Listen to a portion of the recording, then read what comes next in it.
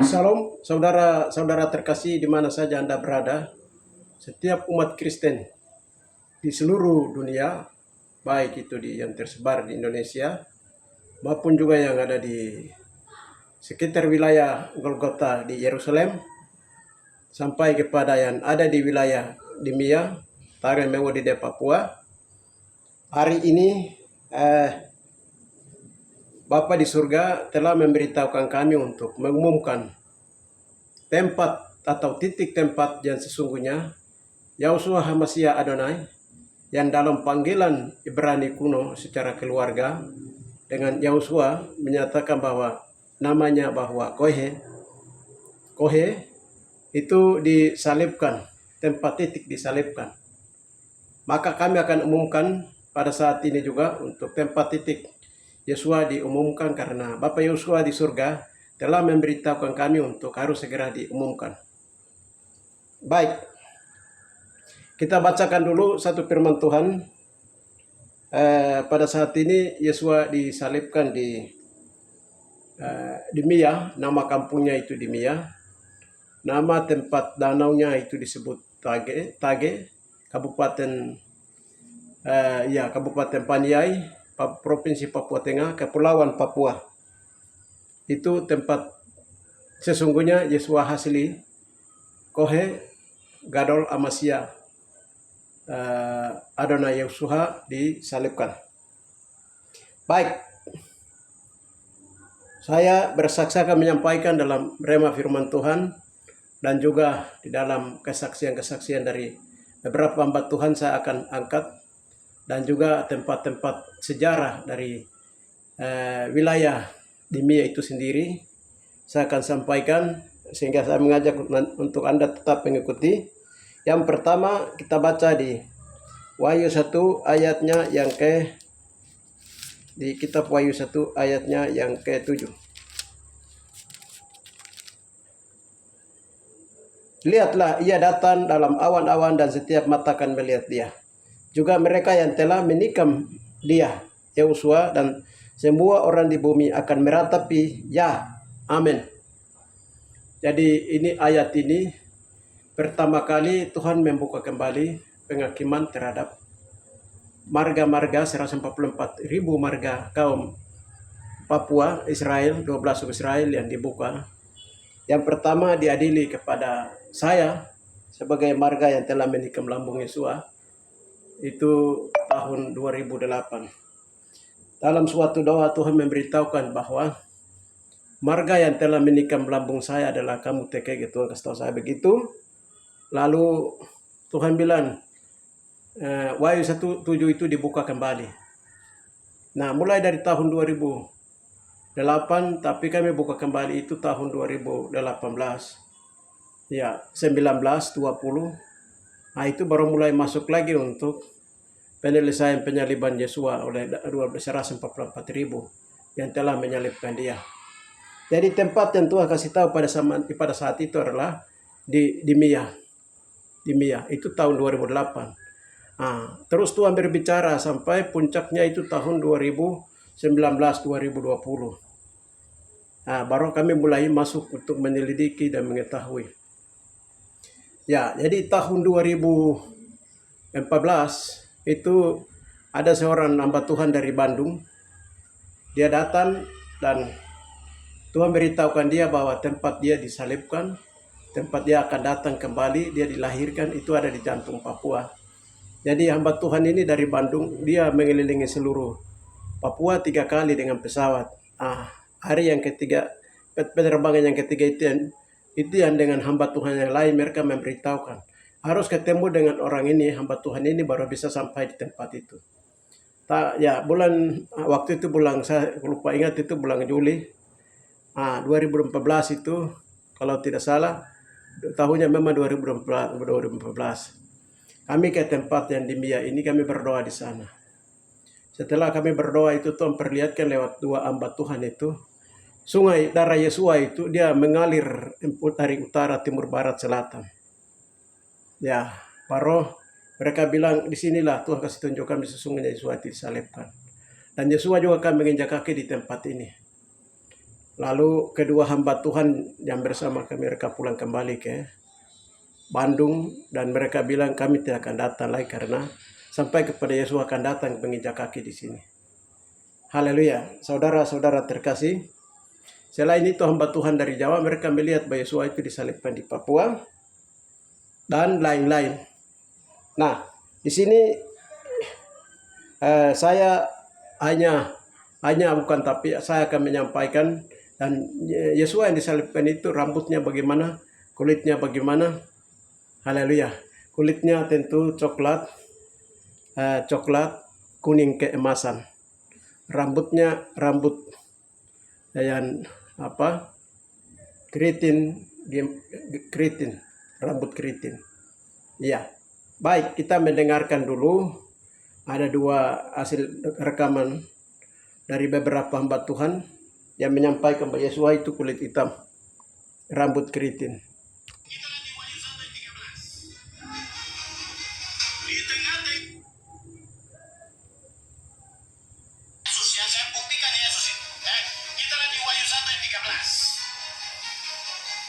Wahyu 1:13.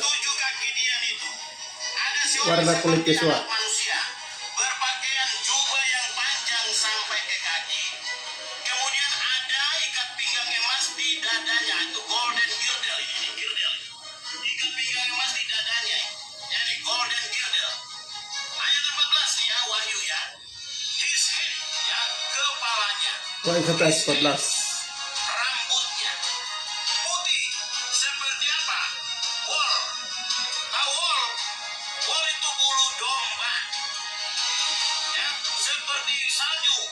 Dan matanya, his eyes were as a flame of fire. Matanya seperti nyala api. Rambutnya seperti wool. Ya, rambut seperti wool, matanya seperti nyala api, dan di dadanya ada golden girdle. Baru lihat kakinya. His feet, ayat 15. His feet like unto fine brass. Kakinya seperti apa? Tembaga. As if they burn in a furnace. Seperti tembaga yang dibakar dalam tungku peleburan. Itu seperti ini ya, kita lihat. Wool, ya, rambutnya seperti wool, ya. Matanya seperti nyala api. Dan kita lihat kakinya seperti tembaga yang digilam, ya. Kalau Tuhan Yesus yang rambut lurus begini nggak sama dengan domba. Ini adalah Caesar Borgia, hasil persilangan Rodrigo Borgia dengan anak perempuannya Lucrecia Borgia. Ya, apa di surga nih sekarang? Apa di surga? Rambutnya seperti bulu domba, kulitnya hitam begini. Ya, saya buktikan ya. Kita lihat Daniel 7 ayat 9. Sementara aku melihat tata-tata diletakkan, lalu duduklah yang lanjut usianya, pakaiannya putih seperti salju, rambutnya bersih seperti bulu domba. Ya, ini kita lihat, ini adalah apa tadi yang diberitahukan itu, Wahyu 1 ayat 13-14 itu warna rambutnya itu bulu domba. Ya, terus itu keritin. Ya, terus kulitnya itu, warna kulitnya itu adalah coklat emas kekuningan. Itu warna kulit Yesus asli yang disalibkan di Demia. Ya, terus tadi bapaknya lagi, bapak pencipta langit dan bumi. Ya, namanya YHWH. YHWH itu artinya nama panggilan Bapa di surga, nama asli Yahwa, yang artinya lihat paku, lihat tangan. Haleluya. Jadi lihat paku, lihat tangan itu digenapi di dalam anaknya Kohe. Kohe itu artinya itu bahasa Ibrani kuno pada zaman dahulu. Yosua itu dipanggil oleh keluarga itu, memanggilnya itu Kohe. Jadi kalau kita sampai di daerah Mewo, cerita tentang Yosua, mereka menyatakan bahwa dulu di sini itu ada Kohe yang dibunuh, disalibkan. Nah, itu sudah. Saudara terkasih di dalam Yeshua HaMashiach Adonai, namun orang membicara cerita ini harus hati-hati karena itu orang kudus berbicara, kalau tidak. Saudara terkasih. Baik, di sini saya akan perkenalkan tempat-tempat yang, karena kita bicara tentang titik tempat Yesua itu disalibkan. Nah, di sini ini tempatnya salib ini wilayah Dimia, ini Danau Tage, ini wilayah Dimia. Lalu salibnya dia ada di atas ini, puncak ini puncak gunung, puncak bukit. Jadi di sini ada bukit dan yang sebelahnya ini disebut Keagai Kotu. Keagai Kotu itu artinya tempat hitungan dalam bahasa Me dulu itu disebut Me Yokagat. Orang-orang berdosa yang disalibkan di sini hitungannya 30 genap. Nah, waktu Yesus disalibkan itu tempat ini disebut dengan nama Waitawa Kotu itu bukit. Waitawa itu adalah tempat yang dinubuatkan oleh para nabi. Tempat yang dinubuatkan oleh para nabi. Jadi kita bisa baca di Yesaya 53 ayat 1 sampai 12, Mazmur 22 17 sampai 19, Kejadian 22 14, Mazmur 16 69 22, Yohanes 19 ayat 28 29, Wahyu 1 7 14, Wahyu 5 1 sampai 14, Daniel 7 9 10 16, Wahyu 1 14, Ibrani 12 9 dan lain-lain. Ya, di sini. Jadi Waita Wokotu itu bahasa dulu. Waita Wokotu itu artinya bukit, tempat yang telah dinubuatkan. Di tempat ini sudah aslinya akan disalibkan. Jadi waktu kami berdoa, pernah satu kali kami berdoa, salib yang sebelah kanan itu, dia jatuh ke bawah sini, di bawah sini. Akhirnya terjadi di sini itu, badawai, Tuhan bilang salib yang bagian kanan itu, jatuh ke dalam Danau Tage di bawah sini. Ini dalam. Ya, itu aslinya, saya tidak banyak bicara karena fokus di tempat Tuhan Yesus disalibkan. Jadi ini tempat ini sudah dinubuatkan dari nabi berganti nabi, kebanyakan dinubuat dalam kitab Yesaya dan Mazmur. Nah, kita lihat yang berikutnya itu, ini juga disebut dengan Kobada Kotu. Kobada Kotu itu masih bukit. Kobada itu artinya tempat yang telah dan akan digenapi. Jadi tempat yang digenapi oleh Kohe. Kohe itu imam, dari kata koin adalah Kohen Gadol, imam besar yang kudus, dan Yeh itu atau Yah itu adalah bahasa Ibrani, itu panggilan untuk Yahushua atau nama Yahweh Bapa di surga. Di sini terjadi, lihat paku di tangan Yahweh. Jadi ini digenapi oleh Yesuha dan juga akan digenapi dari tempat ini. Nah, lalu kita lihat setelah Yesua itu 3 hari 3 malam itu Yesua ini, lalu dia ke bawah sini. Dia dibawa turun di sini. Ini di sini ada namanya Goa Ayawi Tene. Ayawi Kotu. Ayawi Kotu itu tempat Yesua dibawa turun. Dari bukit dibawa turun untuk dimakamkan di tempat Goa. Goa ini namanya Goa makam Kohe. Itu namanya Ayawi Biopa. Ayawi Biopa. Jadi Ayawi Biopa ini, Goa makam Yesua ini disebut Ayawi Biopa. Setelah di Ayawi itu artinya roh bayangan tubuh sementara ditempatkan di sini, lalu rohnya menuju ke Firdaus. Ayawuda itu Firdaus, tempat tubuh roh orang saleh menuju Ayawuda. Setelah ke Ayawuda 3 hari 3 malam di bawah, lalu karena ini lewat tangga ke bawah namanya di rahim bumi. Firdaus itu karena di bawah disembunyikan, Firdaus itu di bawah di rahim bumi, tempat titik. Di sini tempat Adam dan Hawa pertama jatuh di sini, jatuh dalam dosa. Jadi tempat yang penuh dengan dosa ini, ditampunya dosa. Di situ pula Yesus itu disalibkan. Haleluya.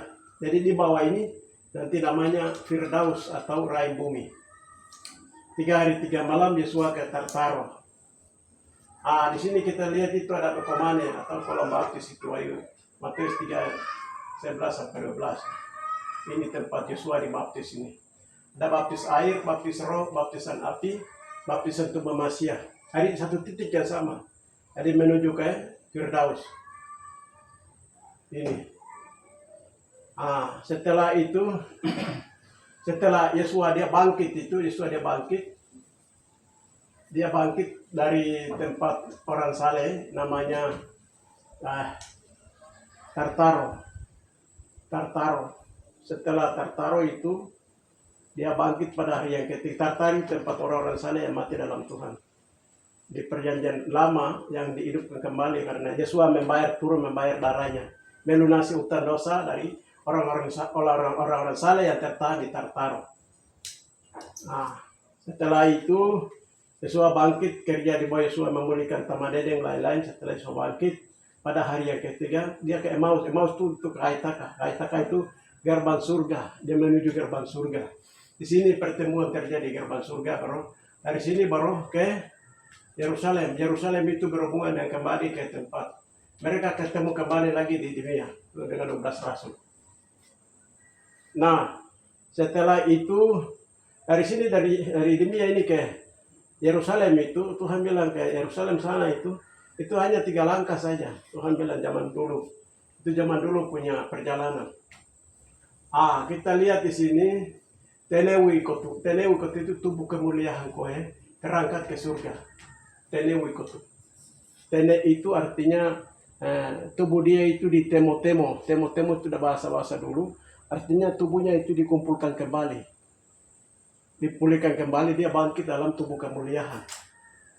Nah, begitu. Jadi di sini tertulis, di sini dia terangkatnya dari sini. Dari bukit yang sama di sini dia terangkat ke surga. Dia terangkat ke surga. Di sini itu ini poya emo wawato koheya pia bokoga. Poya emo itu darah kemuliaan Tuhan.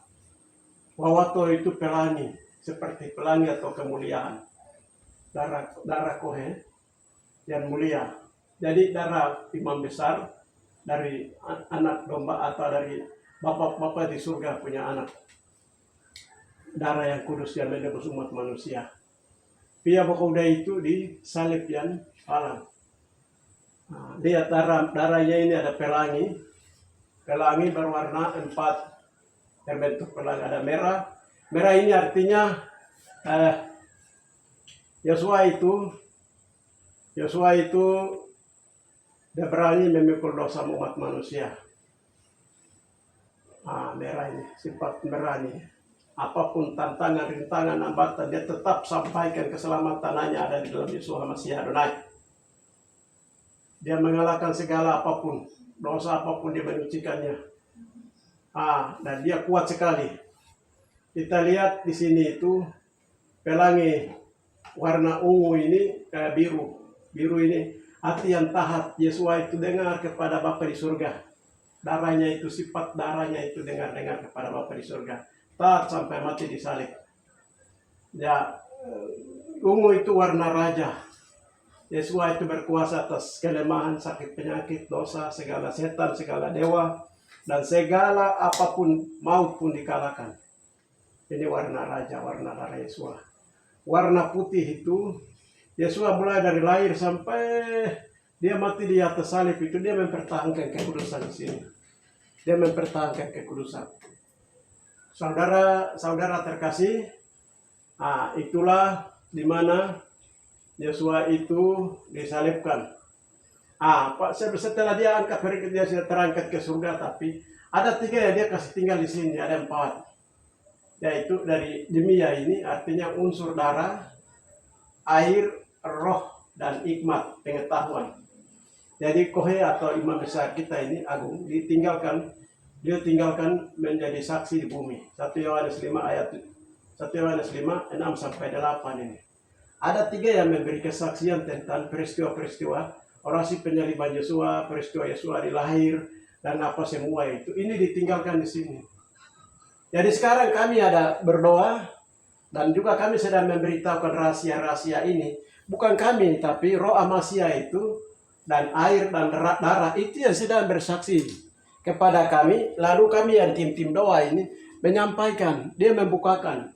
Jadi darah, air, roh Amasya itu sendiri dan hikmat itu yang memberitahukan kepada kami, lalu kami sampaikan.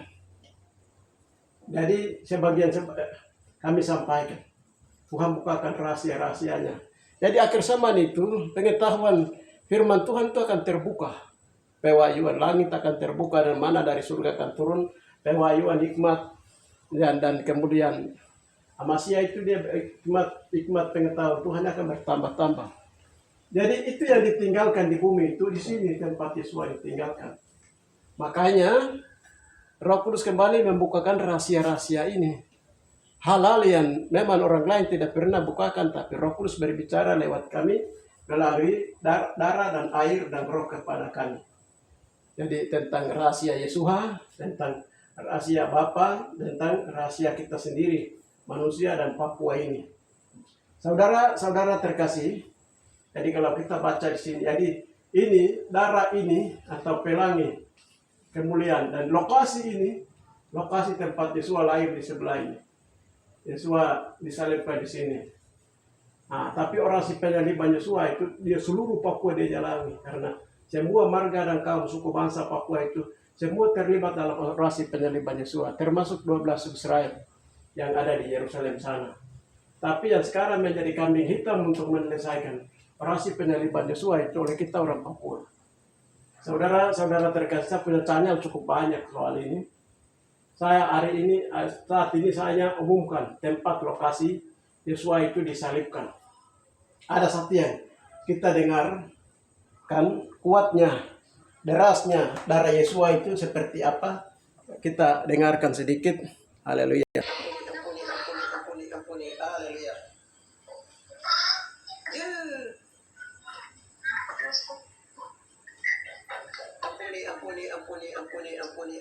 Ampuni. Mama lihat yang ada di wilayah-wilayah di daerah di Indonesia, tapi mereka akan masuk ke dalam wilayah Papua. Itu mama lihat kita terlibat potong-potong. Ini orasi penyaliban Yesus itu semua terlibat. Tadi ini rantai-rantai terlepas jatuh. Potong kayu yang sudah terbakar. Potong kayu yang sudah hitam sampai sudah mau dekat-dekat habis semua dibuang ke situ untuk dimusnahkan. Ini sudah mereka sudah mengakuan sudah Tidak ada pengertian dan pengakuan itu Bapak dalam nama ini sudah tidak bisa dihitung begitu hitam sekali gelap.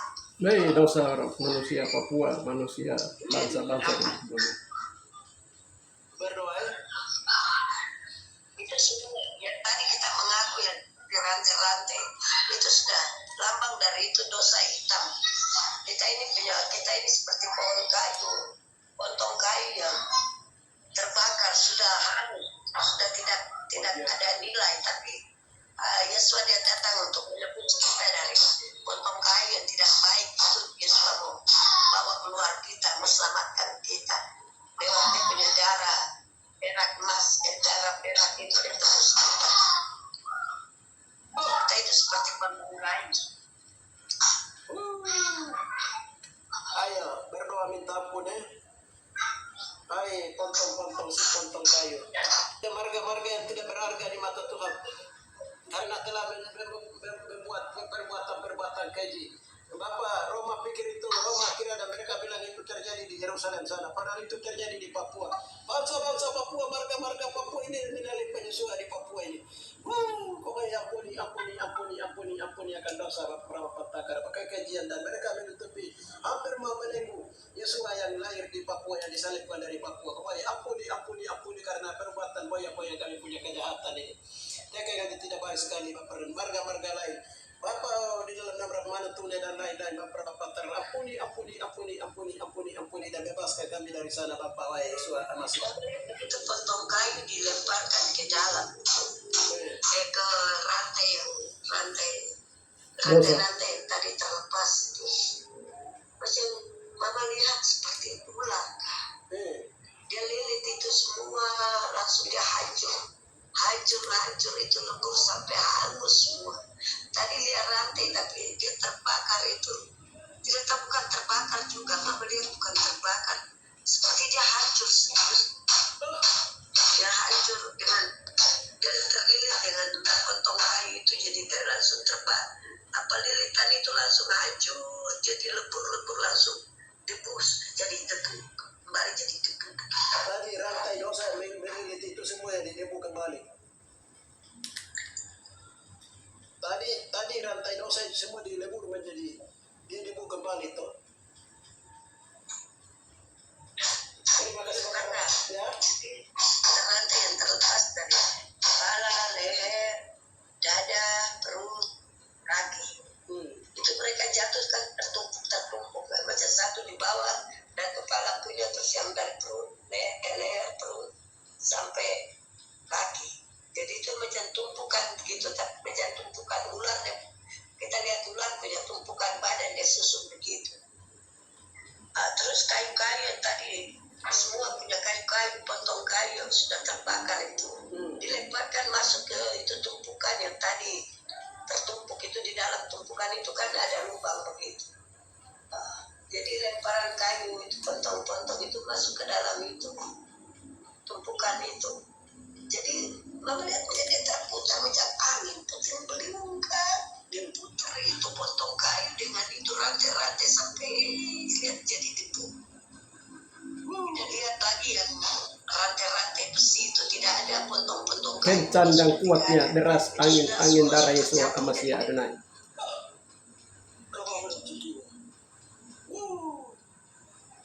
Perbuatan dosa itu sama dengan abu bakar mereka sudah selesai. Wow, terima kasih Bapak lo, terima kasih Roh Kudus Raja semesta alam. Iya, sudah selesai. Iya, baik. Kita lihat macam puting beliung. Mama lihat puting beliung yang putar itu rantai-rantai itu hancur itu. Maka dikasih pengertian itu darah Yesus dia sekuat itu, sekuat seperti puting beliung. Sebesar apapun pohon batu maka dia akan putar sampai kasih hancur. Itu namanya sebut. Haleluya, amin. Oh, haleluya, amin.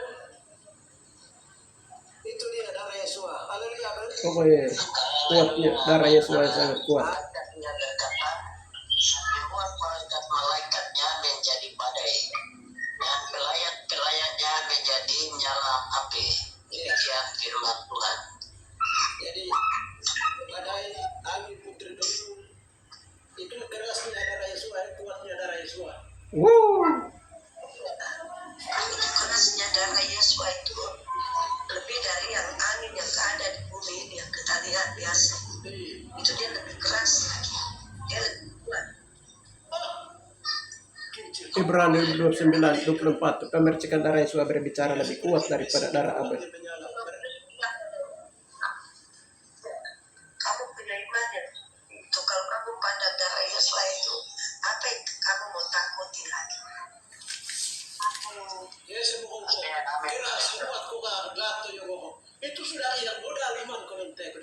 Kamu punya modal iman.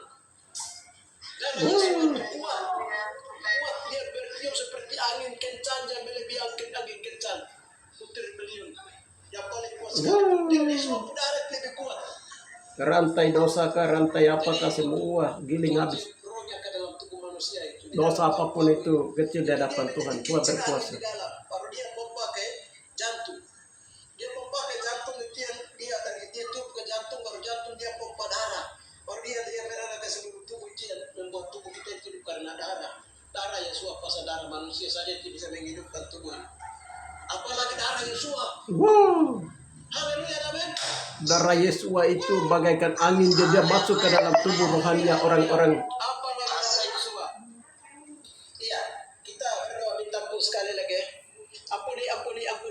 Ampuni Bapak, kami rangkala kami biasa ragu. Ya, ini kita telah ikuti. Jadi ini kuatnya darah Yesus itu. Ini Ibrani 12:24. Kuatnya darah Yesus. Darah Yesus yang tampias keluar itu atau tercurah di sini, itu kuatnya itu lebih kuat daripada angin putir beliung bagaimanapun di muka bumi. Darah Yesus itu kuat seperti angin putir beliungnya Dosa-dosa yang model apapun dia giling habis. Haleluya. Jadi ini saya mau kasih tahu satu rahasia pernah Tuhan bukakan.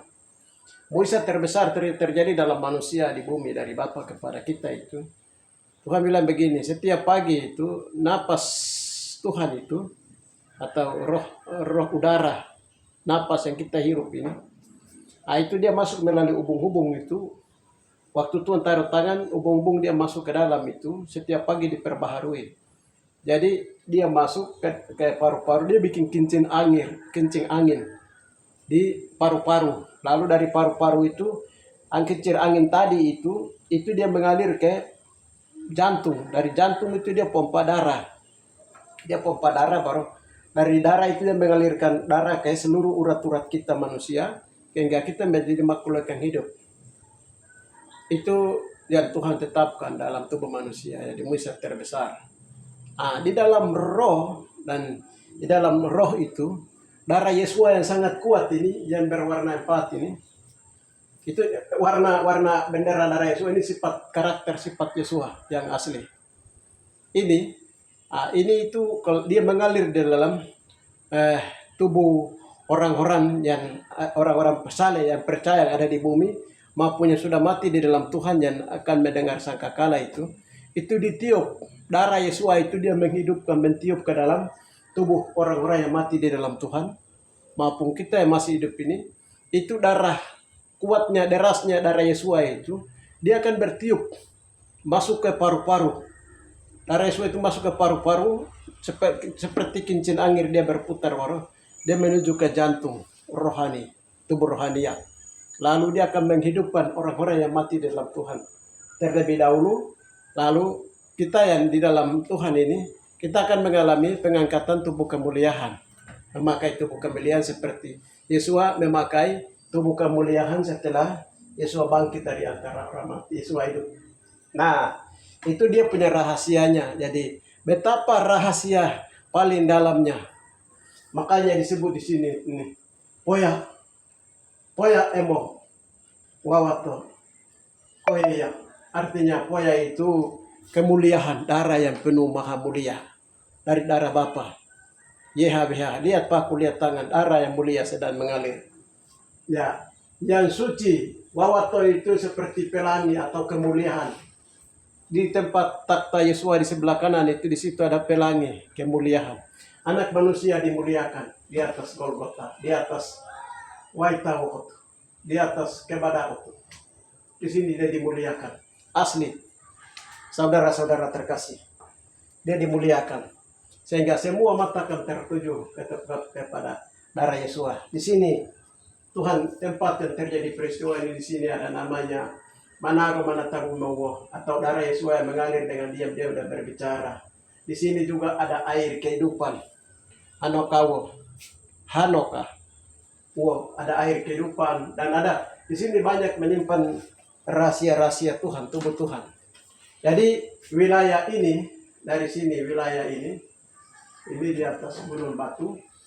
Jadi ini dipagari, Tuhan lindungi sendiri dengan kaca emas 10 kali 10 meter persegi. Jadi di bagian utara di sini 10 meter, dia punya tebalnya kaca ini. Bagian baratnya 10, bagian selatan 10, utara 10, timur 10. Lalu di bawah itu 10, dari atas 10. Itu di dalam roh. Tuhan melindungi darahnya, tubuhnya, tempat dia punya tanah tumpah darahnya. Demikian saudara-saudara terkasih. Jadi kami ini sedang doa peperangan di dalam roh itu. Lawan bukan setan-setan kecil, tapi kami hanya berdoa satu, Tuhan kerja 9. Jadi sedang berdoa setan-setan, dewa-dewa yang sudah dulu punya itu, yang sedang Tuhan sendiri hancurkan. Itu yang nanti disebut berita kudus dan tidak terbinasakan, dia akan datang dari timur ke barat. Itu saja yang bisa saya sampaikan, mengumumkan hari ini di seluruh dunia. Saya harap supaya video ini diberitahukan kepada seluruh, di-share kepada grup-grup yang lain kepada seluruh dunia, supaya orang tahu pada waktu Yesus akan datang ke tempat tanah tumpah darahnya di Tagal mau di Papua, waktu menginjakkan kakinya lewat pintu Golden Gate keluar. pada saat itu supaya dunia yang kaget. Oleh karena itu Bapak suruh menyampaikan kabar berita ini sesuai dengan Wahyu 22 ayat yang ke-16.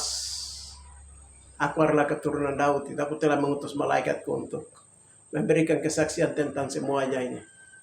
Shalom Bapak, di dalam nama Tuhan Yesus kami telah menyampaikan kabar berita dan hari ini telah diumumkan tempat titik Yesus disalibkan di asli.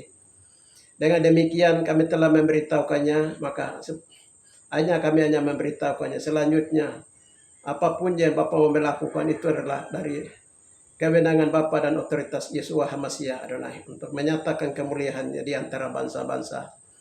Haleluya Bapa. Dengan demikian Bapa, tinggikanlah dirimu dan tinggikanlah kemuliaanmu di antara bangsa-bangsa. Agar bangsa-bangsa melihat kemuliaanmu dan takut akan Tuhan segera terjadi di negeri ini. Dan hujan pertobatan dan hujan keselamatan melanda negeri ini. Mulai dari tempat wilayah di Miyatare, Mewodide, Papua, Kepulauan Papua, Indonesia, dan bangsa-bangsa. Terima kasih Bapak, di dalam nama Yesus kami berdoa. Haleluya. Amin.